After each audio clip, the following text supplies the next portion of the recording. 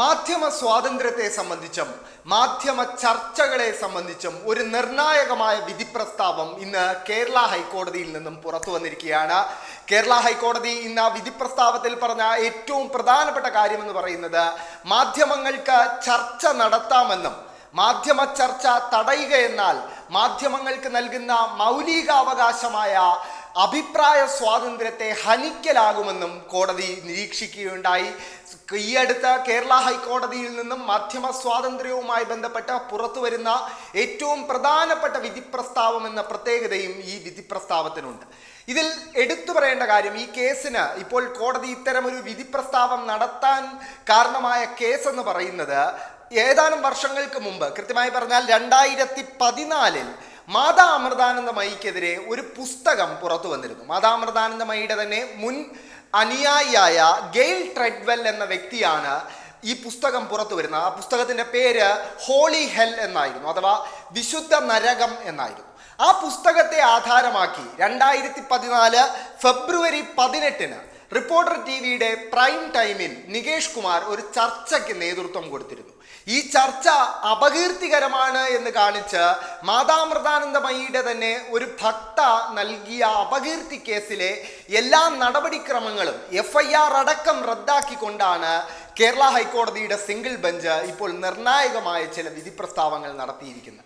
കോടതി എടുത്തു പറഞ്ഞൊരു കാര്യം എന്ന് പറയുന്നത്, പൊതുവിപണിയിൽ ലഭ്യമായ ഒരു പുസ്തകത്തെക്കുറിച്ച് മാധ്യമങ്ങൾക്ക് ചർച്ച നടത്താമെന്നും ഈ പുസ്തകം വിശുദ്ധ നരകം എന്ന് പറയുന്ന പുസ്തകം ആമസോൺ അടക്കമുള്ള വെബ്സൈറ്റുകളിൽ ഇപ്പോഴും ലഭ്യമാണ് എന്നും അതിൻ്റെ പരിഭാഷ പോലും ഇപ്പോഴും ഓൺലൈനിലും അല്ലാതെയും ലഭ്യമാണ് എന്നും ഇത് മുന്നിലുള്ളപ്പോൾ ഈ പ്രസാധകനെതിരെയോ എഴുത്തുകാരനെതിരെയോ ഒരു കേസ് പോലും നൽകാത്ത പരാതിക്കാരി ഈ പുസ്തകം ചർച്ചയാക്കിയ മാധ്യമപ്രവർത്തകർക്കെതിരെ പരാതി നൽകുന്നത് അംഗീകരിക്കാനാകില്ല എന്ന് കോടതി ഒരു ഘട്ടത്തിൽ പറയുകയുണ്ടായി.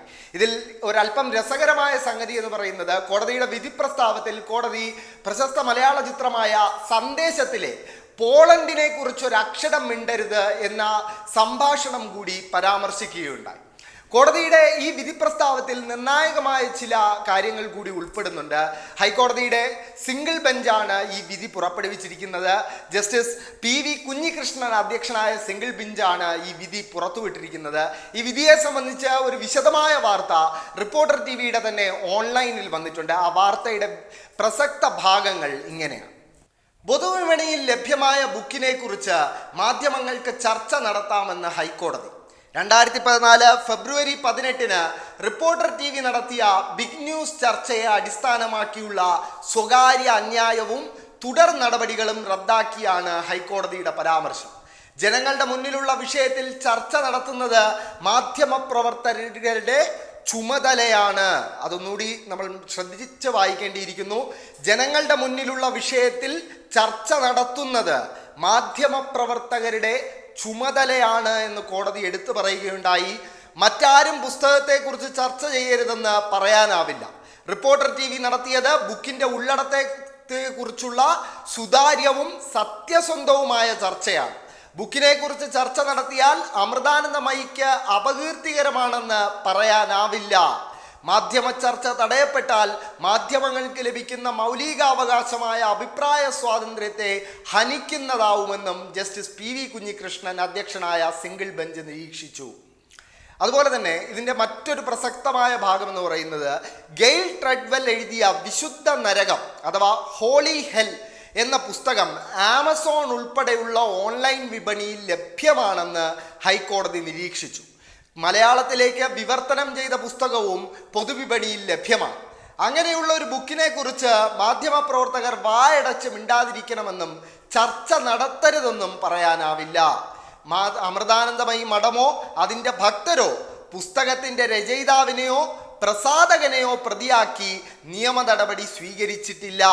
അതിനാൽ തന്നെ പൊതുവിപണിയിൽ ലഭ്യമായ പുസ്തകത്തിനെ കുറിച്ച് ചർച്ച ചെയ്യുന്നത് അപകീർത്തികരമാണെന്ന് പറയാനാവില്ലെന്നും ഹൈക്കോടതി നിരീക്ഷിച്ചു. പുസ്തകം എഴുതിയവരെ വെറുതെ വിട്ടുകൊണ്ട് അതേക്കുറിച്ച് സംസാരിക്കുന്നവർക്കെതിരെ നടപടിയെടുക്കണമെന്ന വാദം അംഗീകരിക്കാനാവില്ലെന്നും ഹൈക്കോടതി വ്യക്തമാക്കി. അതോടൊപ്പം അമൃതാനന്ദമയി മഠത്തിലെ ഭക്തയായ വന്ദന നൽകിയ സ്വകാര്യ അന്യായത്തിൽ സ്വീകരിച്ച FIR ഉൾപ്പെടെയുള്ള നടപടികൾ റദ്ദാക്കിയാണ് ഹൈക്കോടതിയുടെ നിരീക്ഷണം. എന്തായാലും മാധ്യമ സ്വാതന്ത്ര്യത്തെ സംബന്ധിച്ചും മാധ്യമങ്ങൾ നടത്തുന്ന ചർച്ചകളെ സംബന്ധിച്ചും ഒരു നിർണായകമായ, ഭാവിയിൽ ഏറെ പേർക്ക് ഗുണകരമാകാൻ സാധ്യതയുള്ള ഒരു വിധി പ്രസ്താവമാണ് ഇപ്പോൾ കേരള ഹൈക്കോടതിയുടെ സിംഗിൾ ബെഞ്ചിൽ നിന്നുണ്ടായിരിക്കുന്നത്. മാധ്യമങ്ങൾക്ക് പൊതുമണ്ഡലത്തിൽ ലഭ്യമായ ഒരു പുസ്തകത്തെക്കുറിച്ച് ചർച്ച നടത്താമെന്നും മാധ്യമ ചർച്ചയെ തടയുക എന്നാൽ അത് മാധ്യമങ്ങളുടെ അഭിപ്രായ സ്വാതന്ത്ര്യത്തെ ഹനിക്കലാണ് എന്നും ഉൾപ്പെടെയുള്ള നിർണായകമായ നിരീക്ഷണങ്ങൾ ഉൾപ്പെടുന്ന ഒരു വിധി പ്രസ്താവമാണ് ഇപ്പോൾ PV കുഞ്ഞികൃഷ്ണൻ അധ്യക്ഷനായ സിംഗിൾ ബെഞ്ച് പുറത്തുവിട്ടിരിക്കുന്നത്.